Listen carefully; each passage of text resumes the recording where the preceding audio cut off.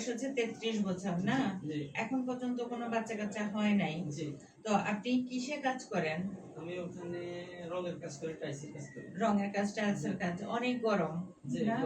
এত গরমে কাজ করাটা ঠিক হবে না। হ্যাঁ, মেইন কথা হচ্ছে বেশি গরমে কাজ করলে শুক্রাণুগুলি হচ্ছে হয়তো মারা যায়, নয়তো নিস্তেজ হয়ে যায়। 1 নাম্বার। 2 নাম্বার কথা হচ্ছে আপনি গরম পানি দিয়ে গোসল করবেন না, নরমাল পানি দিয়ে গোসল করবেন সব সময়। আর আপনি অবশ্যই টাকনু গিটার উপরে কাপড় পরবেন এবং ঢিলা ঢালা পোশাক পরবেন। আপনি কোনো টাইট পোশাক পরবেন না। আর ফোনটা অবশ্যই হচ্ছে প্যান্টের পকেটে রাখবেন না, ঠিক আছে? স্বাস্থ্যসম্মত খাবার খাবেন, বেশি হচ্ছে মানে স্পাইসি ফুড, মানে হচ্ছে আপনার জাঙ্ক ফুড, যেগুলাকে বলে জাঙ্ক ফুড খাওয়া যাবে না, মানে বার্গার, পিৎজা, চিকেন ফ্রাই, যেটা আমরা আমাদের দেশে ফাস্ট ফুড বলি, জাঙ্ক ফুড, এগুলি খাওয়া যাবে না। আপনি স্বাস্থ্যসম্মত খাওয়া দাওয়া করতে হবে।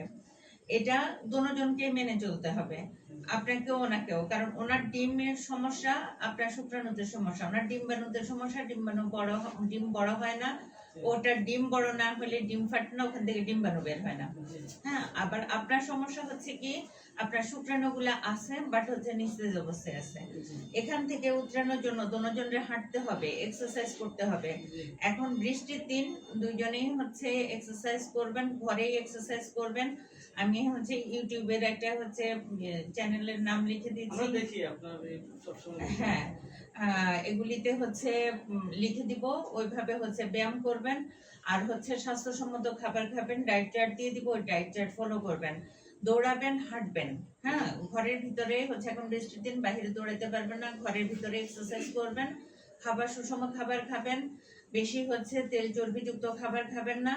অ্যাক্টিভিটি যত বাড়বে হচ্ছে ডিম্বাণুগুলি তত বেশি হচ্ছে সক্রিয় হবে এবং আপনার শুক্রাণুগুলি হচ্ছে তত বেশি ভালো হবে, আস্তে আস্তে হচ্ছে সেগুলো রিপেয়ার হবে, ঠিক আছে? তো এভাবে ওষুধ লিখে দিলাম, হ্যাঁ।